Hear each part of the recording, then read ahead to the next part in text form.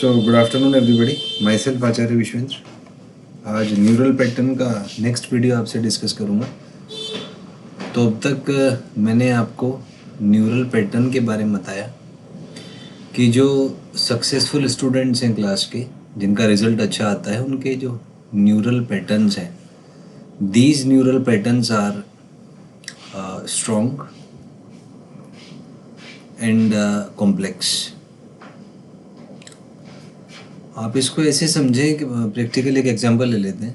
मान लीजिए आज इस बात पे विचार करें कि आज आपने कितने पेज पढ़े हैं और उसको विजुअलाइज करने की कोशिश करें कि आज मान लीजिए आपने 20 पेज आपने पढ़े हैं, तो सोचने की कोशिश करें कि फर्स्ट पेज क्या था। तो आप फील कर रहे होंगे अपने अंदर, स्टार्टिंग में आपको थोड़ा सा एंजाइटी होगा, गुस्सा आएगा, डर लगेगा, घबराहट होगी, डिप्रेशन होगा, नेगेटिव वाइब्स आएंगे।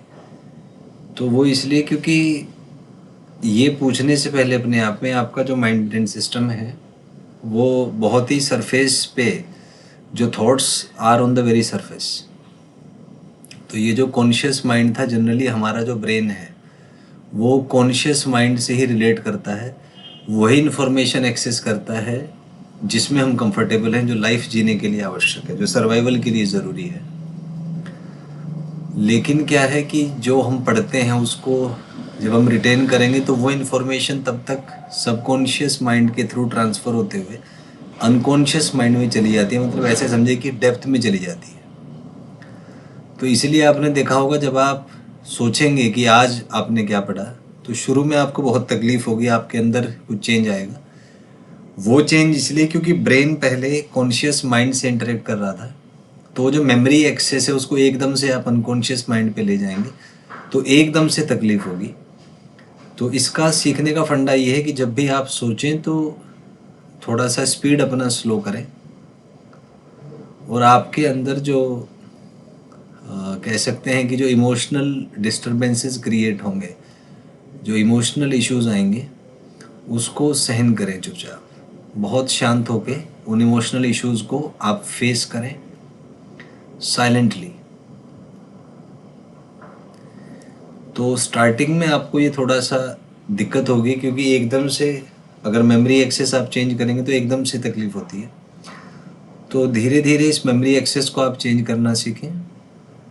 तो साइलेंटली वो जो इमोशनल कॉन्फ्लिक्ट्स हैं उसको आप फेस करें। तो जैसे ही आप फेस करेंगे तो पहले आपका जो ब्रेन है वो सबसे पहले फ्लाइट मोड को एक्टिव करेगा।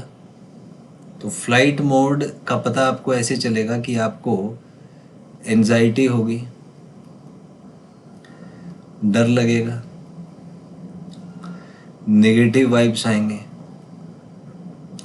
Lack of focus. तो ये सारे जो डिस्टर्बेंसेस हैं ये आपके साथ होंगे। तो इसका मतलब है आपका ब्रेन अभी फ्लाइट मोड में है। तो इसका इलाज ये है कि आप इन सारे इमोशनल डिस्ट्रैक्शंस को फेस करें silently, without reacting. Silently face करें विदाउट रिएक्टिंग, और अपना ध्यान ना टूटने दें। ये जो इमोशनल डिस्टर्बेंसेस हैं ये आपको डिस्ट्रैक्ट करने की कोशिश करेंगे काम से। तो आपका टास्क ये होना चाहिए कि focus on the task. Task के बारे में सोचें, नॉट ऑन इमोशनल डिस्ट्रैक्शंस। तो जो इमोशनल डिस्ट्रैक्शंस हैं उसके बारे में बिल्कुल भी फोकस ना करें, उस चीज़ पे बिल्कुल भी ना सोचें, क्योंकि आपका ब्रेन आपके साथ एक गेम खेलेगा। ये आपको विचारों में उलझा देगा, कई प्रकार के इमोशनल इश्यूज आपके साथ बनाएगा, और आप स्थिति से भागने की कोशिश करेंगे। ज़्यादातर स्टूडेंट इसीलिए एग्ज़ाम में अच्छे स्कोर नहीं कर पाते या अच्छे इंटेलेक्चुअल नहीं बन पाते, क्योंकि वो फ्लाइट मोड को डोमिनेट नहीं कर पाते ब्रेन के। क्योंकि सारी समस्याएं हमारे माइंड ब्रेन सिस्टम से ही स्टार्ट होती हैं, सर्वाइवल के बियॉन्ड अगर बात करें तो, और उनका सॉल्यूशन भी माइंड ब्रेन सिस्टम में ही है। तो मेक श्योर कि आप फ्लाइट मोड को डोमिनेट करना सीखें। और इसका सिंपल सा फंडा है, जो भी इमोशनल डिस्ट्रैक्शंस हैं उनको चुपचाप साइलेंटली फेस करें। इसको फिलोसफिकल वे में कहा जाता है साक्षी भाव। साक्षी भाव का मतलब जो भी आपके अंदर हो रहा है उसको चुपचाप ऑब्जर्व करें एज अ साइलेंट ऑब्जर्वर। तो आप देखेंगे शुरू में आपको तकलीफ होगी, इमोशंस आपको डिस्ट्रैक्ट करने की कोशिश करेंगे, लेकिन अगर आप साइलेंट ऑब्जर्वर बन के उन इश्यूज़ को ऑब्जर्व करते हैं तो धीरे धीरे ब्रेन जो है वो फ्लाइट मोड से फाइट मोड और फिर फाइट मोड से साइलेंट मोड में आ जाएगा। तो शायद फ्लाइट मोड क्या कॉन्सेप्ट आपको क्लियर हो गया होगा। मैं एक बार रिपीट करूँगा। जब भी आप सोचेंगे पढ़ने के बारे में तो पहला रिएक्शन आएगा ब्रेन का, एंजाइटी होगा, डर लगेगा, नेगेटिव वाइब्स आएंगे, लैक ऑफ फोकस रहेगा। तो इसका मतलब है कि आपका ब्रेन फ्लाइट मोड में आ चुका है और उसका एक ही इलाज है, क्योंकि अगर आप लड़ेंगे अपने आप से तो एक फाइट आपको करना पड़ेगा। लेकिन लड़ने से क्या है, आपका एनर्जी डिसिपेट होगा, आपको थकान अनुभव होगी, जो पॉजिटिव एनर्जी आपके सिस्टम में है वो डिसिपेट हो जाएगा, आपको स्टडी बर्न्स आउट होंगे और समस्याएं आएंगी। तो उसका एक ही इलाज है कि साइलेंटली चीज़ों को फेस करें विदाउट रिएक्टिंग। रिएक्ट नहीं करना, चुपचाप ऑब्जर्व करें जो हो रहा है, just wait for the right time. तो धीरे धीरे आपका ब्रेन फ्लाइट मोड से फाइट मोड और फाइट मोड से साइलेंट मोड में आ जाएगा।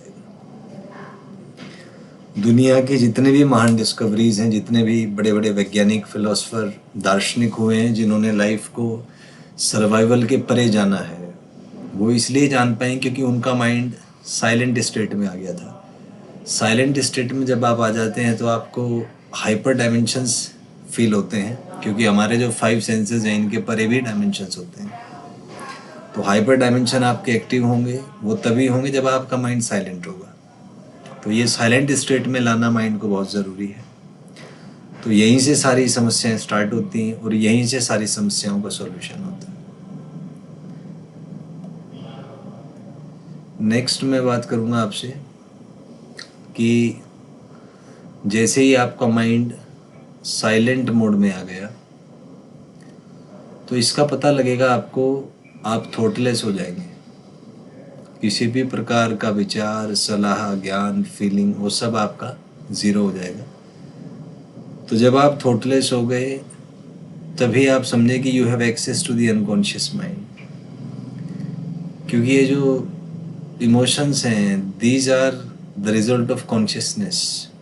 आप सोचें कोई आदमी बेहोश है तो उसे कुछ भी फील नहीं होगा, क्योंकि उसका जो ब्रेन है it is related to now the unconscious mind, और उसमें इमोशंस आप आराम से डोमिनेट कर सकते हैं। You will not feel anything given that you are unconscious. तो ये यहाँ पे एक मेमोरी लिंक बनता है। तो जैसे ही आप थॉटलेस हो गए तो धीरे धीरे आप देखेंगे दैट आपको थोड़ा थोड़ा याद आना स्टार्ट होगा कि जो पहला पेज था मेरा, पहले पेज पे टॉपिक ये था, इसमें फर्स्ट पॉइंट मैंने ये पढ़ा, सेकंड ये पढ़ा, थर्ड ये पढ़ा, लेकिन पूरा एक्सेस नहीं कर पाएंगे। तो आप इसमें पैनिक ना करें, साइलेंट रहें आप और चुपचाप ऑब्जर्व करते रहें कि कितने पेजेस आप रिटेन कर पा रहे हैं। उसके बाद आप खुद पे एक्सपेरिमेंट्स करें, चेक करें कि जो फर्स्ट पेज था उस पे क्या चीज़ आपने मिस कर दी, खुद की सेल्फ एनालिसिस करें। और इस प्रोसेस को, ये जो प्रोसेस है, इस प्रोसेस को पूरा आप रिपीट करें कई बार। तो रिपीट करने से क्या होगा, आपके अंदर न्यूरल पैटर्न्स डेवलप होंगे। तो जिन न्यूरल पैटर्न से आप कॉन्शियस से सबकॉन्शियस और सबकॉन्शियस से अनकॉन्शियस माइंड से इंफॉर्मेशन को रिटेन कर पाएंगे। तो यही जो एल्गोरिथम्स है, यही सीक्रेट है एग्ज़ाम में परफॉर्मेंस देने का, शार्प होने का और एग्जिस्टेंस के परे कुछ बनने का। क्योंकि जो भी इंफॉर्मेशन है पूरे यूनिवर्स की, वो सब अनकॉन्शियस माइंड में स्टोर होती है। You just need to have the access mechanism and the correct frequencies. Entire universe works on the basis of frequencies, and frequencies are quantized. So there are certain special frequencies to access unconscious mind, and that you can learn from practice. So the main thing is accessing the unconscious mind. बाकी मैं next video में discuss करूँगा। Thank you, have a nice day.